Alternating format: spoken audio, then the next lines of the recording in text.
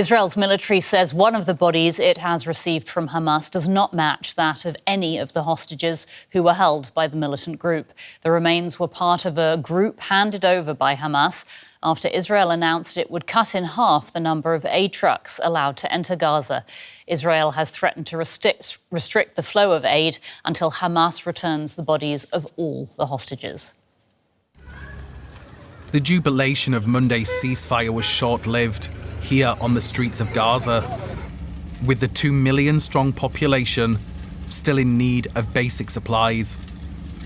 There is no work, no food, nothing to drink, no housing, and now winter is coming.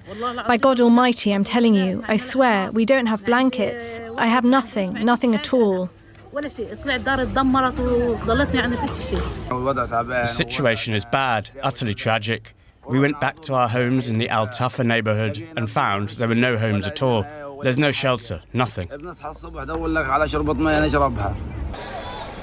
There are reports that the prices of some items are surging, with a growing fear that the increased aid that has been flowing into the Strip in the last 2 days will not last long. Hundreds of trucks are waiting to enter Gaza's southern Rafah crossing with Egypt. These are now being inspected by Israel, which also says it will announce later when the crossing will be opened. A convoy returned the bodies of 4 more people to Israel on Tuesday night. However, following forensic examinations, Israel says only the identities of 3 have been confirmed, meaning the bodies of at least 20 hostages still remain in Gaza. The Gaza ceasefire is holding so far, but what happens next is less clear. US President Donald Trump's 20-point peace plan is short of specifics on how Gaza will be rebuilt. And with winter approaching, the territory's largely displaced population will soon face even more hardship. Gaza in ruins. A field of rubble, an estimated 60 million tons, that used to be houses, hospitals, schools. Few homes remain, and the vast majority of Gazans are now unhoused refugees in their own territory, with winter on the way. The solution is not far off, according to US President Donald Trump. It's so beautiful to see a new and beautiful day is rising, and now the rebuilding begins. The rebuilding is maybe going to be the easiest part. That may be optimistic. Rebuilding Gaza will be a monumental task, and there is no deal or agreement in place on how to do it. Clearing those millions of tons of rubble and dangerous munitions in areas that are in some cases still under Hamas control is the first challenge. Thousands of dead bodies are thought to be under collapsed buildings. Decomposing bodies can cause serious health risks, including cholera and tuberculosis. Emergency housing as the weather turns colder is another major challenge. With an estimated 90% of houses damaged or destroyed, many Gazans have nothing to return to and have been living in tents under catastrophic sanitary conditions. Long-term housing and infrastructure will take the longest to rebuild, potentially over a decade. Nearly 80% of Gaza's roads are damaged, and most of its hospitals and schools are in ruins. Hamas ran Gaza's infrastructure before the war, and its control of these institutions could be a sticking point. Trump's plan for Gaza includes a, quote, Trump economic development plan that would create a panel of international experts to create investment opportunities that could help pay for rebuilding. The UN says at least $70 billion will be needed. Financing the rebuilding is the greatest question mark of all. The money will have to come from somewhere, whether as a business investment or humanitarian funding. With long-term control of Gaza still up in the air and Hamas resisting surrendering its power, it may be a while before the question is answered. Ballakrishnan Rajagopal is the United Nations Special Rapporteur on housing rights, defending adequate housing in conflict zones worldwide. Thank you so much for joining us today. As we just saw there in our report, more than 90% of Gaza's homes are damaged or destroyed. Can I ask you, what steps must be taken right away to help Palestinians regain their right to adequate housing? Well, thank you for having me. Well, the first step obviously is to ensure that there is in fact a ceasefire. It's not clear at all to me that the ceasefire is holding. And secondly, it's not clear to me at all that aid is being allowed in. If there is a ceasefire, aid should come in, but that's not happening either. So the immediate priority is the stopping of the fighting and the bombing and the allowing of aid at scale, including shelter. Now, after the failure of the first ceasefire during the early part here in January, we saw that Israel had, in fact, committed itself to allowing a particular number of tents and caravans, but nothing was allowed in at that time. So I'm very worried about what will happen this time. And as your report pointed out, winter is approaching. Immediate shelter needs are massive. So to me, the first priority is stop the fighting, make sure that it lasts, and secondly, make sure that aid comes in and, at large scale. I think it's a little bit to talk about reconstruction and rebuilding. That comes later, but right now the priorities must be different. Given the uncertain political conditions in Gaza, who do you see playing the leading role in Gaza's reconstruction? I understand that you're saying, obviously, the priority now is aid.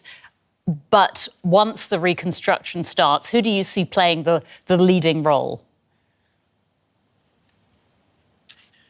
Well, the successful reconstruction examples after, say, for World War II, if we draw from the example of, say, Germany itself, in fact, the more successful ones are the ones where the people who are affected are themselves in the driver's seat. So to me, it's extremely important that Palestinians are in fact involved centrally. In fact, they're the ones driving the thinking about and the design of and the process of rebuilding.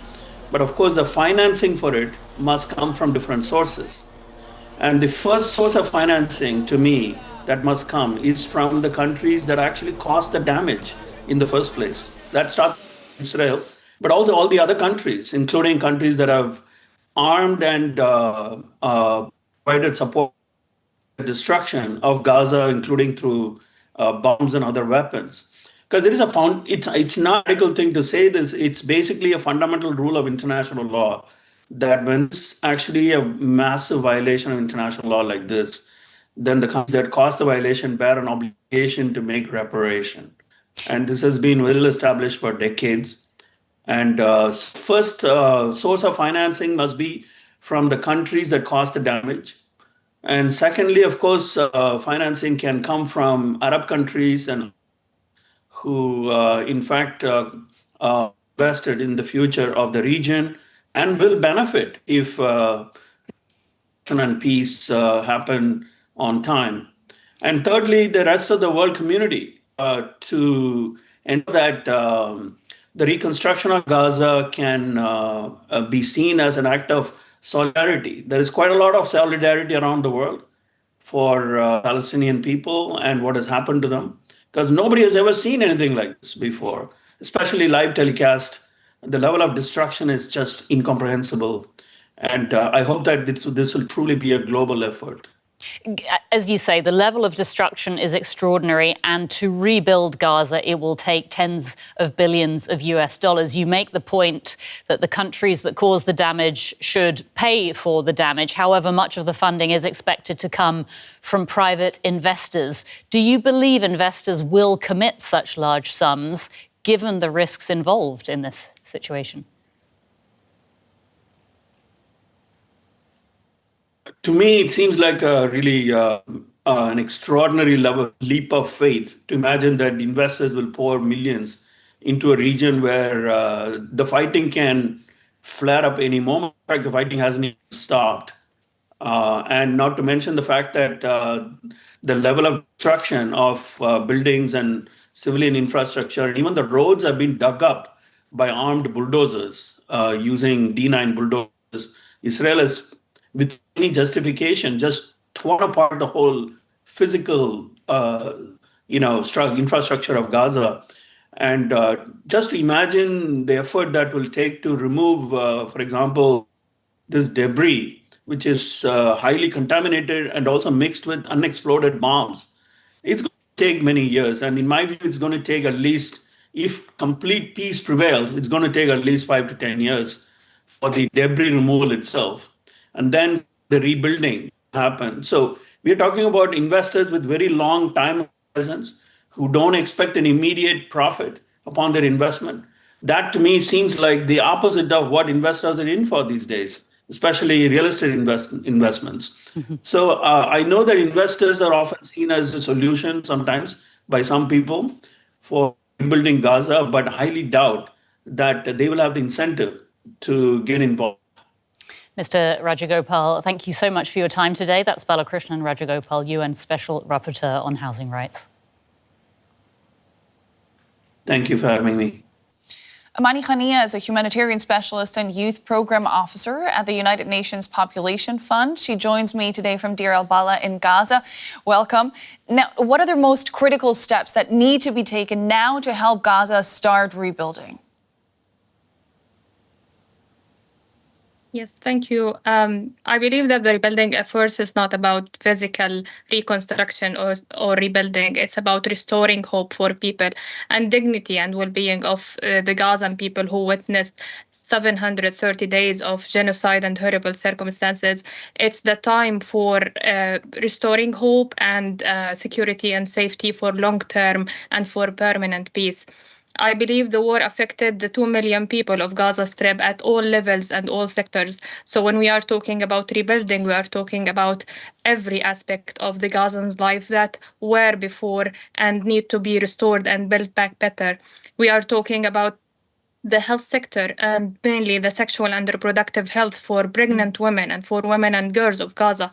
We have thousands of pregnant women that they need safe delivery. So we need to rebuild and restore the medical services and equipping these hospitals, or at least the clinics and primary healthcare centers in the all governorates of Gaza Strip. UNFPA has hundreds of aid trucks that contains these equipment and medical supplies and ready to be distributed and delivered to the hospital and medical services for the support of women in Gaza Strip. We are talking about education as well, because currently it's the third year without formal education. So we need to establish proper spaces for education for children and adolescents. Yeah, let's talk about what you're working with right now. Sorry to jump in there. Just to give our viewers some context, Israel, of course, denies the allegations of genocide that you just raised there. We hear today that aid is stuck at the Rafah crossing. How are you able to help right now? What do you have at your disposal inside of Gaza?